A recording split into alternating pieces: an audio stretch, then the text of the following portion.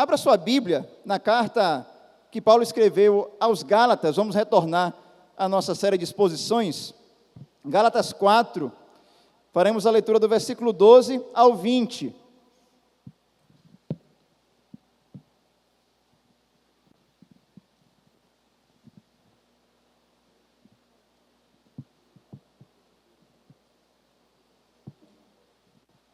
Gálatas 4, do 12 ao 20.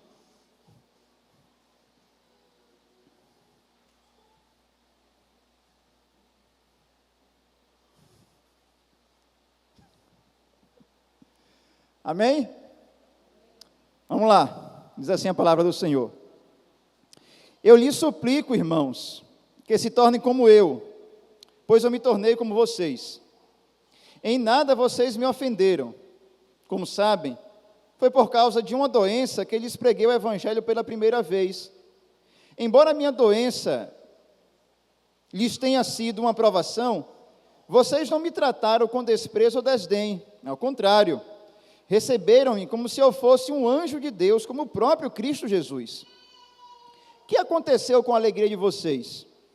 Tenho certeza que, se fosse possível, vocês teriam arrancado os próprios olhos para dá-los a mim. Tornei-me inimigo de vocês por lhes dizer a verdade? Os que fazem tanto esforço para agradá-los não agem bem, mas querem isolá-los a fim de que vocês também mostrem zelo por eles. É bom ser sempre zeloso pelo bem, e não apenas quando estou presente. Meus filhos, novamente estou sofrendo dores de parto por sua causa, até que Cristo seja formado em vocês.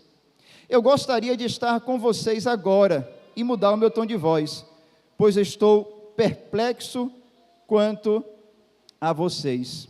Pai, nós te louvamos e te exaltamos mais uma vez. Como igreja reunida, nós nos encontramos diante da tua palavra, que o teu Espírito Santo nos ilumine, nos dê clareza para falar e para entender, e que na proporção que o nosso conhecimento for aumentando, o nosso caráter possa cada dia ser transformado à semelhança do caráter de Cristo, para que as nossas ações possam realmente se converter em glória e louvor ao teu santo nome, em edificação para a vida de cada um dos nossos irmãos. É o que nós te oramos no nome de Jesus. Amém. Meus irmãos, Gálatas 4, do 12 ao 20, vai ser a exposição de hoje. Só um minutinho, irmãos. Oi. O quê? Oxe. E foi, rapaz. A gente não tinha conversado sobre aquilo, não tinha resolvido. Oxe. Mas como que pôde acontecer isso de novo? Não teve aquela vez que a gente, acho que foi até 31 de janeiro de 2022, a gente tinha conversado, tinha praticamente acertado isso, mas, entendi. Não foi tão grave assim não, né? Mas e no mais agora, está tudo tranquilo? Pronto, valeu, tchau. Desculpa, meus irmãos, desculpa, né? É uma ligação assim, eu não podia deixar ela ficar aqui à espera. Mas, meus irmãos, eu quero fazer uma pergunta. O que foi que vocês entenderam dessa conversa? Não deu para entender nada. Só estava ouvindo o quê? Um lado. O outro lado não estava ouvindo. O sermão de hoje vai lidar com uma parte da carta aos Gálatas que parece que é uma ligação onde nós só estamos ouvindo um lado. Paulo fala algumas coisas meio que soltas. Ele simplesmente lança. Os crentes da Galácia estavam entendendo tudo muito bem. Mas nós somos como vocês aqui hoje, ouvindo essa conversa só de um lado. E a gente vai chegar no momento certo para perceber, olha, é aqui que a gente está entrando na ligação que Paulo fez para a igreja da Galácia, e nós não podemos entender tudo como gostaríamos que entendesse, que pudéssemos entender, mas temos como deduzir algumas coisas. Por exemplo, embora os irmãos não saibam o teor completo da minha conversa, vão deduzir o quê? Que eu estava tratando de um assunto feliz ou um assunto meio que dramático? Dramático, né? Então nós podemos deduzir essas questões do texto que nós lemos. Meus irmãos, dadas as dificuldades que Paulo ele buscou tratar na carta aos Gálatas, nesse momento aqui, do versículo 12 até o versículo 20, ele vai procurar nos dar algumas pistas de um passado não muito distante no caso para ele, no momento da redação e da sua convivência com os crentes na Galácia, no início do trabalho, como que se desenvolveu a proclamação do Evangelho de Paulo lá, e como que o trabalho foi se espalhando em diversas comunidades que formaram aquilo que é entendido como igrejas ou comunidades fiéis a Jesus na região da Galácia. O versículo 12, Paulo diz: eu lhes suplico, irmãos, que se tornem como eu, pois eu me tornei como vocês. Nesse versículo 12 aqui em diante, Paulo vai interromper uma sequência de argumento muito denso. Um argumento que ele começa em Gálatas 2, verso 15. Vai pegando os versículos seguintes, início do capítulo 3 completo, pega a parte do capítulo 4, e agora do 12 ao 20 ele quebra. E ele não está mais agora raciocinando toda uma argumentação muito densa, tanto que a gente está algumas semanas já na carta aos Gálatas. Ele agora procura conversar de maneira muito pessoal, como se estivesse abrindo o coração, porque ele sabe que a boa comunicação não lida somente com argumentos, com sentenças, com máximas, mas deve o quê? Envolver-se pessoalmente com aquele que você fala, e você se envolve pessoalmente com aquele que ouve. Uma coisa nós ficamos sabendo aqui, versículo 13 e 14, a primeira visita que Paulo fez na região da Galácia, foi em consequência de alguma enfermidade que ele sofreu. Versículo 13 e 14 diz: como sabem, foi por causa de uma doença que lhes preguei o Evangelho pela primeira vez. Embora a minha doença lhes tenha sido uma provação, vocês não me trataram com desprezo ou desdém. Ao contrário, receberam-me como se eu fosse um anjo de Deus, como o próprio Cristo Jesus. A ideia do texto aqui não nos permite saber que enfermidade foi essa.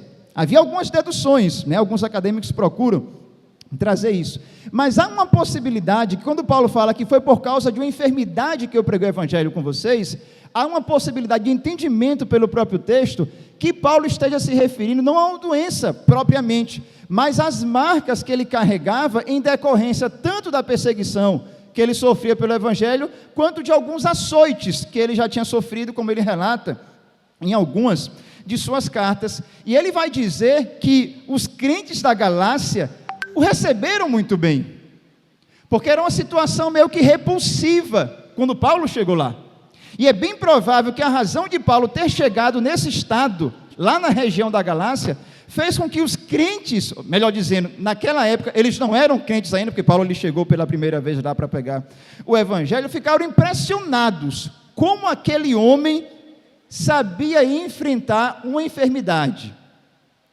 como ele enfrentou o que passou, da forma como passou, e na intensidade que passou, de uma maneira muito específica, e isso deve ter gerado um impacto, quando ele chega proclamando o Evangelho.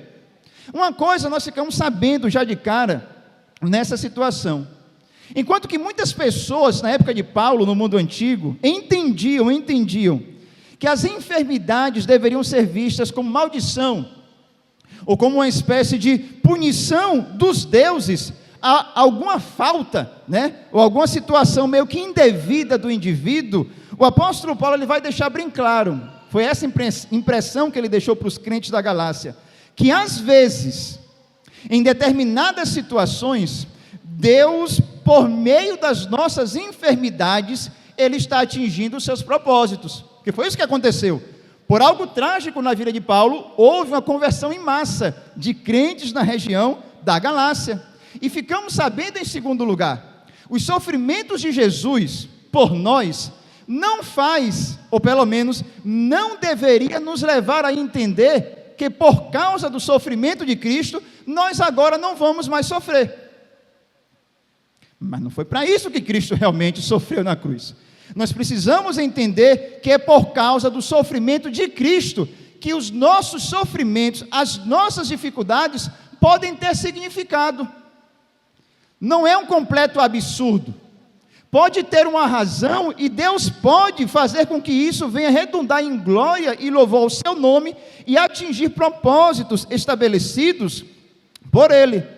Uma coisa, meus irmãos, precisamos entender, não sabemos às vezes as razões do porquê algumas coisas nos atingem, Nós somos ignorantes nesse aspecto, mas em determinadas situações, Deus usa momentos trágicos para provocar algo bom, tanto em nossa vida, quanto na vida de outras pessoas. Não é sem motivo que Paulo vai dizer em Romanos 8, Deus age em todas as coisas, não é todas as coisas cooperam para o bem, Deus é quem faz com que todas as coisas cooperem, coisas boas e coisas ruins, para quê?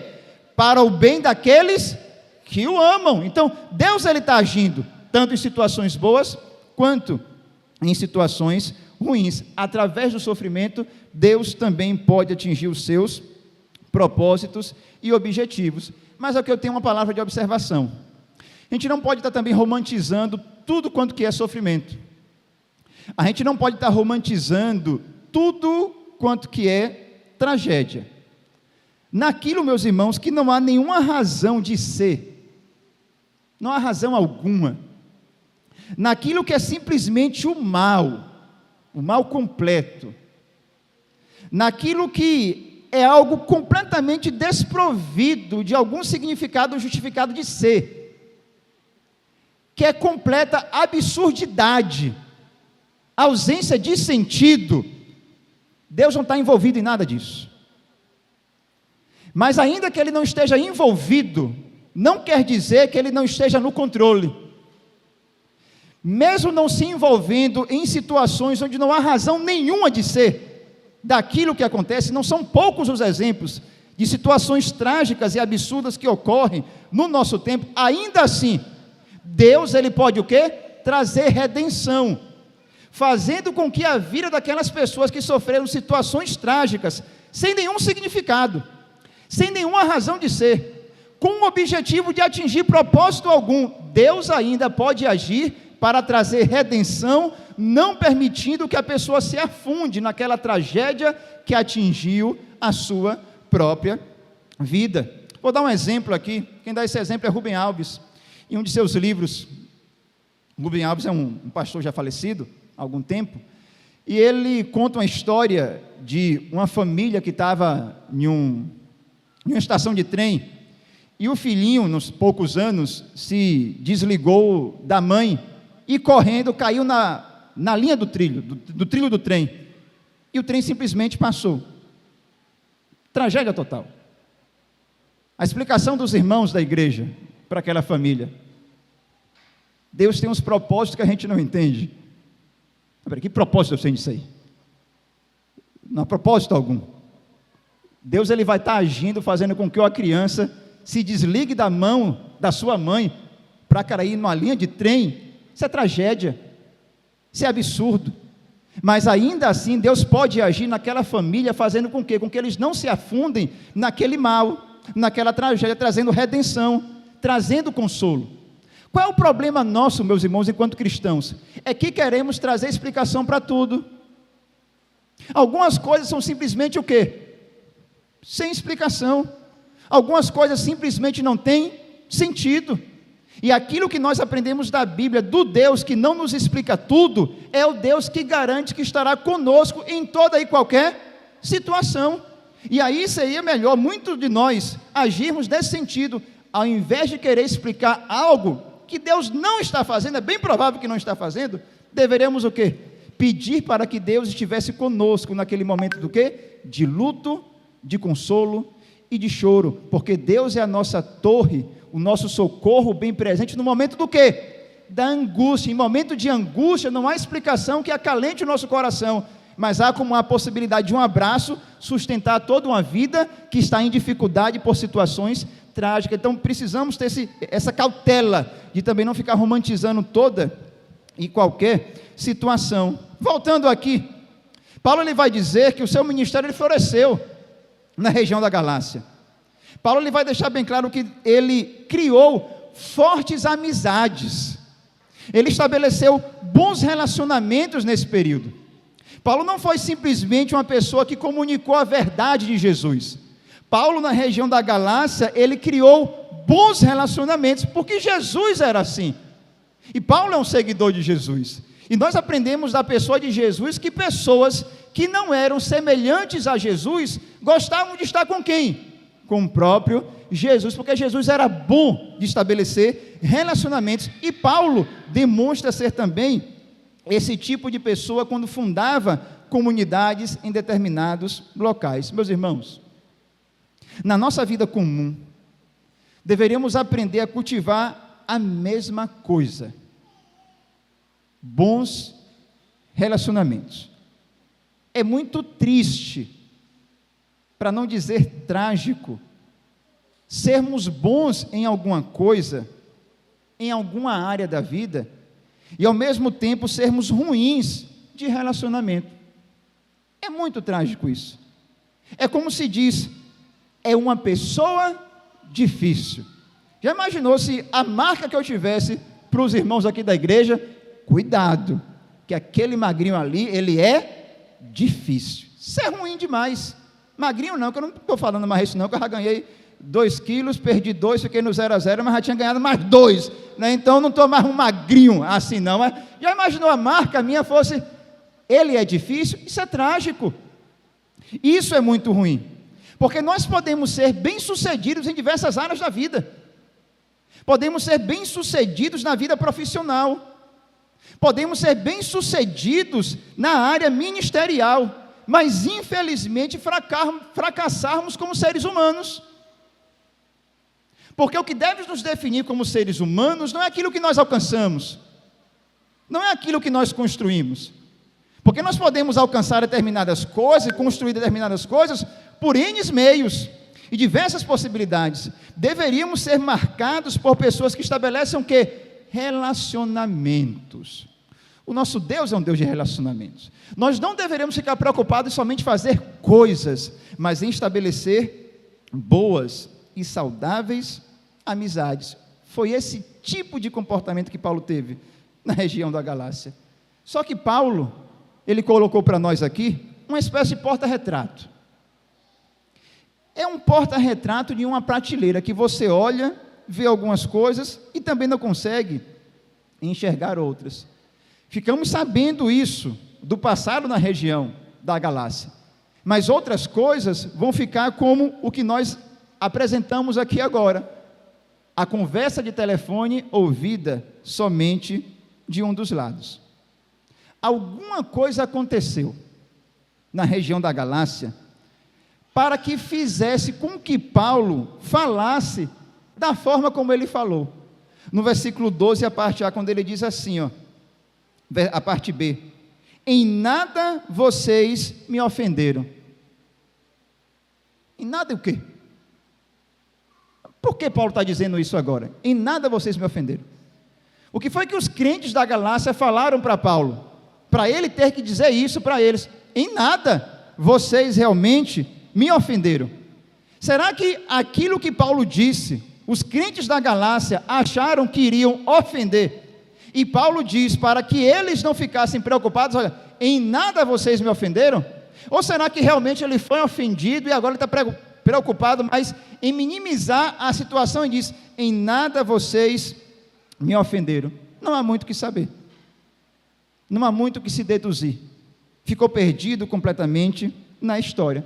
Tanto Paulo quanto os crentes da Galácia sabiam de todas as situações, bastava simplesmente uma única referência para se saber daquilo que estava sendo dito. Vou dar um exemplo aqui, para todo mundo vai pegar a referência. Os irmãos acham, qual foi a razão de Donizete não conversar nada comigo hoje na igreja? É óbvio isso. O Vasco tomou o quê? Pau do Flamengo ontem. Está no contexto. Os irmãos, pronto, tranquilo, né? Eu vou procurar dar outro exemplo em outra situação. Eu dou exemplo de filme, não pega direito, de futebol, não sei em que exemplo eu vou dar aqui para os irmãos. Vamos seguir. O pessoal sabia da situação. Isso em estudos do Novo Testamento, de teologia bíblica, chamaram de alto e baixo contexto. Os autores bíblicos, a cultura bíblica é alto contexto, não precisa explicar tudo. Nós somos baixo contexto, temos que ter explicações adicionais para entender o que queremos, na verdade, para compreender o que o texto bíblico ele está dizendo. A alegria que havia no passado, pelos crentes da Galácia conversarem com Paulo, tinha ido embora. Versículo 15, a parte A, o apóstolo Paulo lhe diz: que aconteceu com a alegria de vocês? Havia tanta alegria no passado quando eu estive aqui. O que é que está acontecendo aqui agora? Paulo pega e diz no versículo 16: tornei-me inimigo de vocês por lhes dizer a verdade. Mas espera aí, antes o levar a palavra, a verdade, trouxe satisfação. Agora eu me torno um inimigo porque eu falei a verdade para vocês, mas vocês são meus amigos. Vocês queriam o quê? Que eu estivesse falando uma inverdade para vocês? Meus irmãos, parece que tudo isso que estava acontecendo levou Paulo a um estado quase que de desespero dessa situação que acontece aqui. Por isso que ele vai dizer no versículo 19 e 20: eu estou sofrendo dores de parto por sua causa, até que Cristo seja formado em vocês. Paulo ele vai dizer no versículo 15, a parte B: antes vocês poderiam ter feito qualquer coisa por mim. A linguagem dele, arrancar os próprios olhos, é uma metáfora muito comum na época, é uma forma de dizer, você faria qualquer coisa por mim, vocês fariam qualquer coisa, e agora mudou tudo, e é agora sim que vocês se encontram. Paulo está envolvido por dores, porque isso afeta Paulo, é aquela situação como já foi dito, por que a traição nos fere? Porque a traição só pode ser feita por alguém que é o quê? Próximo. Ninguém é traído por alguém distante. Então Paulo está sendo afetado, ele não é impassivo nesse sentido, e ele demonstra, e ele expõe todas as suas dores, essa parte muito pessoal de sua carta. Mas uma coisa ficamos sabendo: a razão de toda essa mudança, da forma como os crentes da Galácia tratavam Paulo no passado e agora como estão tratando, está lá no versículo 17, quando Paulo ele vai dizer aqui, os que fazem tanto esforço para agradá-los não agem bem, mas querem isolá-los a fim de que vocês também mostrem zelo por eles. Gente se infiltrou na região da Galácia lá, vindos de fora, falsos mestres, que começaram a falar tudo o que Paulo não disse, e pintaram a imagem de Paulo, que na verdade não era aquela, que os próprios crentes sabiam quem era o apóstolo Paulo. Essas pessoas aqui, esses bajuladores, eles eram o quê? Os demagogos. Era um tipo de pessoa que falava o que o ouvinte desejava ouvir, para que ele ganhasse o quê? Prestígio, ele fosse bem recebido. Mas qual é o problema do bajulador, do demagogo? É que o bajulador não está preocupado com seus ouvintes, a preocupação dele é com quem? Com ele mesmo. Por isso que ele não fala a verdade. Por isso, meus irmãos, por isso, vou abrir um parênteses aqui, já saímos do período. A política da nossa região seria muito boa se não tivéssemos demagogos, bajuladores de população, que falassem realmente a verdade, as suas reais intenções, que quando nós soubéssemos, pronto, nesse eu não voto, agora naquele ali, eu vou votar, porque saberíamos. Mas o que é que nós ouvimos? Bajulação, bajulação e bajulação.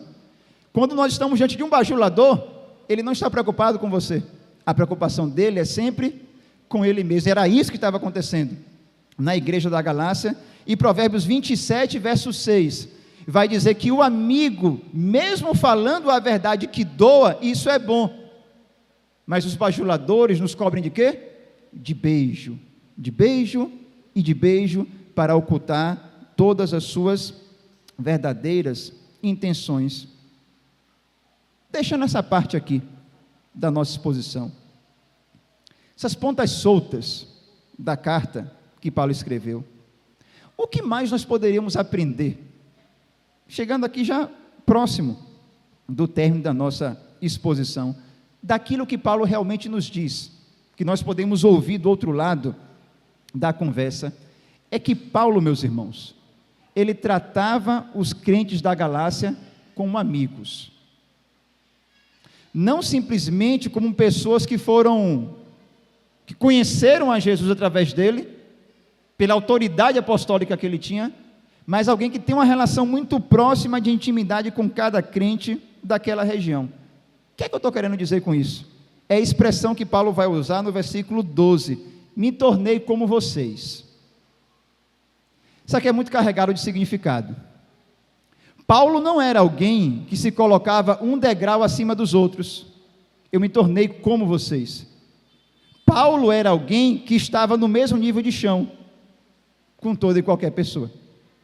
E isso é muito admirável, dada a grandeza do que foi o apóstolo Paulo, tudo o que ele fez, o que Deus fazia através de sua vida. Paulo ele se apresenta aqui nessa carta como alguém que tinha um comportamento culturalmente flexível. Quando ele vai falar que chegou na Galácia e se tornou como os Gálatas, me tornei como um de vocês. Algo bem diferente de como era Paulo, antes de encontrar Jesus, na estrada lá de Damasco, alguém inflexível, que não admitia um outro tipo de comportamento. Paulo, quando ele vai falar que se tornou como um dos Gálatas, Paulo ele nos ensina, seja culturalmente flexível, não inflexível. Paulo está falando para cada um de nós aqui, que desejamos proclamar o Evangelho e já somos seguidores de Jesus, podemos nos adaptar culturalmente, desde que a adaptação preserve o conteúdo intocável do próprio Evangelho, Jesus Cristo, o Senhor, morto e ressuscitado. Paulo ele sabia diferenciar naquilo que ele deveria se apegar e aquilo que não teria importância alguma por ser o quê? Meras questões culturais. Coisas que não deveria ter importância para nós enquanto seguidores de Jesus. Paulo ele viveu na região da Galácia como um entre os Gálatas e não como um estranho no meio daquele povo.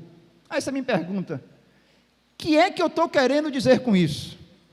É que o comportamento de Paulo, por ser flexível culturalmente, se adaptando, não pervertendo o Evangelho, é um comportamento diferente de um comportamento legalista. E Paulo ele não era um legalista. O que é um legalista? O legalista é aquele que acha que a nossa relação com Cristo é pautada em regras e regulamentos. Você está seguindo a Jesus, né? Olha, é para fazer isso, isso, isso, isso, isso, isso, isso, isso, e mais isso. E se você esqueceu, tem um outro isso para ser feito. Mas a nossa relação com Cristo não é pautada em regras, não é pautada em regulamentos. Mas o legalista, ele entende isso, porque ele é o quê? Ele é inflexível. O legalista, ele vai querer que os outros sejam iguais a ele. Paulo diz, eu me tornei como vocês. O legalista, antes de acolher o outro, ele quer moldar o outro para que o outro seja o quê? Seja acolhido, bem diferente de Jesus, que acolhia as pessoas para que no acolhimento elas fossem o quê? Moldadas através de um relacionamento verdadeiro com Jesus Cristo, o Senhor. Bem diferente de Paulo, quando Paulo diz, me tornei como um de vocês. Aí você acaba me perguntando também em silêncio aí, qual é o problema de tudo isso? Do legalista ou daquele que cria regras e entende que a relação com Cristo é pautada em regulamentos, em regras que devem ser seguidas?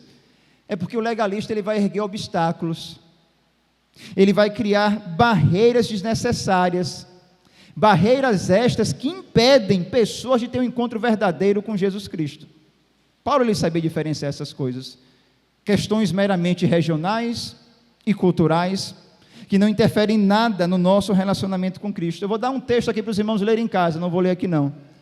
1 Coríntios 9, do 19 a 23, quando Paulo diz, fiz-me de tudo para com todos. Quem é fraco, fraco. Aquele que tem lei, como tendo lei. Aquele que não tendo lei, como não tendo. Mesmo que eu saiba que eu não estou fora da lei de Deus, Paulo ele sabia conviver com as pessoas. O que é que Paulo ele fazia no seu comportamento evangelístico? Ele sabia diferenciar coisas que são moralmente neutras. Os irmãos já perceberam que tem costumes em Maiquini que outras cidades não vão ter? Questões culturais moralmente neutras. Já imaginou se alguém saindo de Maiquini que fosse evangelizar em outra cidade, você quisesse que o crente lá de outra cidade fosse como um crente maiquiniquense? Você está colocando obstáculos, barreiras, são questões moralmente neutras. O que era que Paulo ele nunca fez? Quando ele vai dizer que ele se fez de tudo para com todos. Aí você poderia pensar, né? Então quer dizer que para os bêbados, Paulo se fez o quê? Não. Paulo ele não violava padrões de comportamento, ele não se fez um bêbado para os bêbados. Ele não se fez um glutão para aqueles que cometiam também um pecado da gula, mas ele sabia se adaptar em questões moralmente neutras. Paulo sabia, meus irmãos, conviver. Paulo ele sabia conversar. Paulo ele sabia brincar. Paulo ele sabia comer junto com qualquer pessoa. Ele era alguém envolvido no contexto em que se encontrava. Para concluir, nenhum de nós aqui, ninguém, vai encontrar verdadeira fé convivendo com um cristão legalista. Ninguém. Você pode até achar que encontrou, não encontrou ainda. Nesse tipo de cristão legalista, falta algo, falta alegria, falta brilho, falta vida, porque toda a realidade que podemos viver em Cristo já está concretada, por quê? Pelas regras que Ele quer, pelos regulamentos que Ele mesmo estabeleceu, e que Ele diz que é obrigatório para quem segue realmente a Jesus. Mas se você quer realmente encontrar a verdadeira fé, ela pode ser encontrada por meio de verdadeiros relacionamentos com cristãos alegres, com cristãos que realmente se relacionam com Jesus e com o outro, cristãos que, assim como Paulo, como o próprio Jesus, possuem brilho, que assim como Paulo, mas não como Jesus, são imperfeitos, mas sinceros. Pior coisa, meus irmãos, é conviver com alguém que dá a entender que é perfeito, não tem brilho, não tem vida. Melhor coisa é conviver com alguém alegre, vivo em Cristo, mas que demonstra realmente o quê? Suas imperfeições. É nesse ambiente que a pessoa é formada, é nesse ambiente que a vida pode realmente o quê? Florescer. Por isso que Paulo, ele disse, eu estou sofrendo dores de parto, para que Cristo seja formado em vocês, nesse relacionamento com vida, com brilho e com satisfação, e não no que se tornou atualmente, no momento da redação daquela carta. Que Deus, em sua misericórdia, Ele possa fazer com que cada um de nós trilhemos a mesma estrada que Paulo, ele pavimentou, daqueles que se relacionam com o outro de maneira viva, com brilho, sabendo que é nesse tipo de relacionamento que a verdadeira vida em Cristo pode florescer. Que Deus assim nos abençoe, no seu santo nome. Amém? Fiquemos todos em